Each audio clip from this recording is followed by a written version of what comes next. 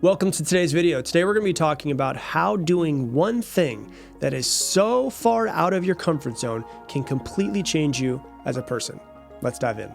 Today we're going to be talking about a Japanese technique to help you completely change who you are and the foundation of who you are as a person and shake up all of the BS that you have accumulated over the years that are not actually you. We're going to talk about how to grow yourself with this ancient Japanese technique.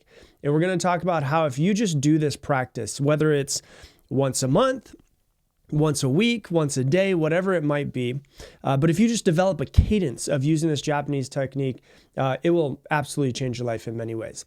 It is called the Misogi challenge. And Misogi is basically two words put into one. So miso, which is water, and I hope I'm saying these correctly. Hope I'm not saying it incorrectly. So miso is water, and sogi means purification.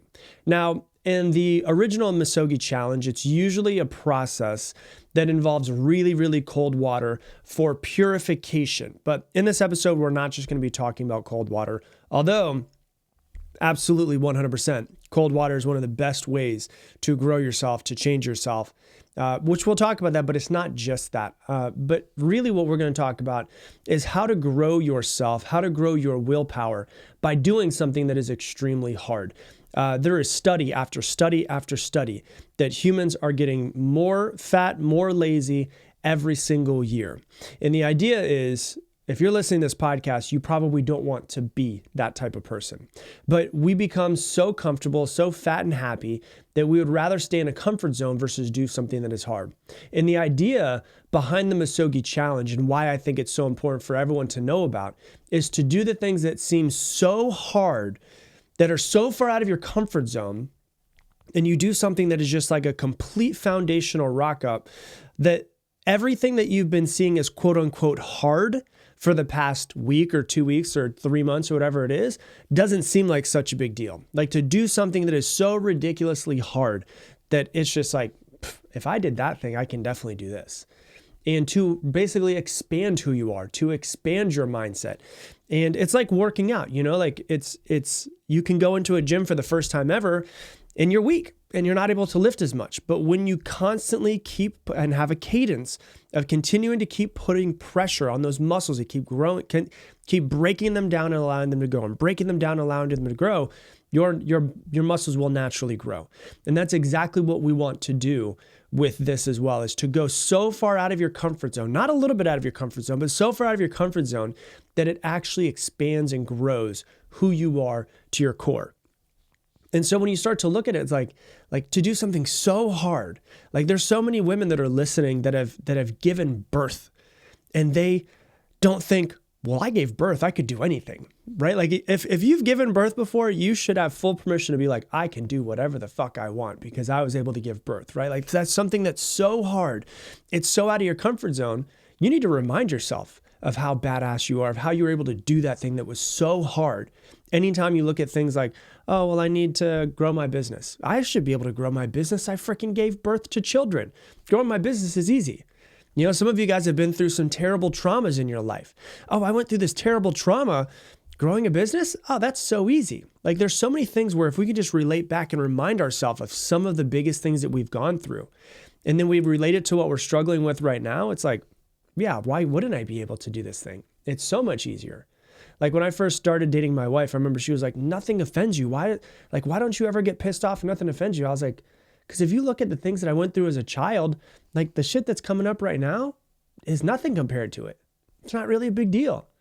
And so really it's more of like, sometimes the universe will place things in front of you and say, it is absolutely something that you need to do. You need to have this terrible thing or this hard thing or this trauma that you need to go through so that you can grow. Sometimes the universe will bring it to us. But in the moments where things are easy, the question becomes, how do we bring it to ourselves? How do we push ourselves so far out of our comfort zone that we can grow our willpower, and the less that we care and the less that we focus on the little shit? The people who I think complain the most, what I've found with coaching people for years and years, the people who complain the most, and obviously it's a very general statement, so take it for what it's worth, are people who are not wanting to do things. When I look out into the world, The people who complain the most are the people who don't want to do things. They just want things done for them. Or the things that, there was a meme that I saw years ago, and it was like a guy that was, it was a cartoon. It was a guy that was speaking on stage, and he said, "Who wants change?" And everybody's hand goes up in the crowd. And then the next one, he says, "Who wants to change?" And everybody's hand is down. Everybody wants change, but nobody wants to actually to change themselves. And so if you listen to this podcast, you know that you're the thing that needs to change. And when you look at the toughest people in the world, they're the ones who have been through the most shit, aren't they? When you look at someone, you're like, man, that person is unstoppable. They've usually been through the most shit. Like I was watching a video on, I hope I don't butcher his name, Francis Ngannou, which is the guy who became the heavyweight champion for the UFC, and ended up, going into boxing, and now he's crushing it in boxing and everything. And that's a whole other thing we could talk about on a different one. But he was born in Cameroon and left Cameroon because he wanted a better life and wanted to become a boxer. And then he literally hopped on a boat to try to get to Europe. And 6 times he was arrested from hopping on that boat, trying to get into Europe. They brought him back to Africa, and they dropped them off in the middle of the Sahara Desert. And 6 times he walked through the Sahara Desert, got back to the water, and by the 7th time, he finally got into Europe. When he got into Europe, they arrested him. He was arrested for a few months. Then he was able to get into France, and then he was homeless for a while. And he has this like crazy story that should basically be a movie.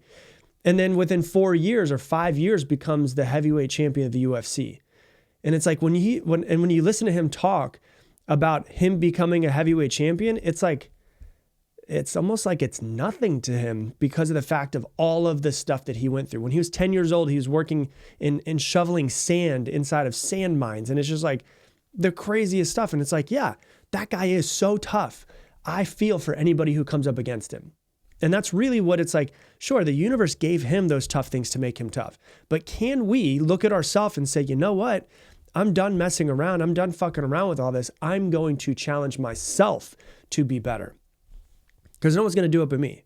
So with the original Misogi, there's a couple different things. It could be a water purification, was one of the things that could be what was an original Misogi. Another original Misogi was fasting for a few days, fasting for 3, 5, or 7 days and having nothing.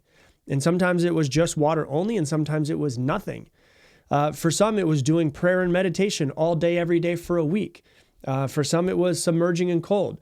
But really what it comes down to is finding something that is a mental, physical, and spiritual practice, and also at the same time, a purification of there's a conditioned self that we've built up over our years of being alive. And that conditioned self might talk down to you, and it might say, you're not good enough. You're not going to be able to go through this thing. And the idea is to find something that's so mentally, physically, and spiritually challenging that basically you have to come up to that conditioned voice that's inside of your head, that little bitch voice that's inside of your head. And you have to either listen to it, or you have to say, we no longer have a relationship.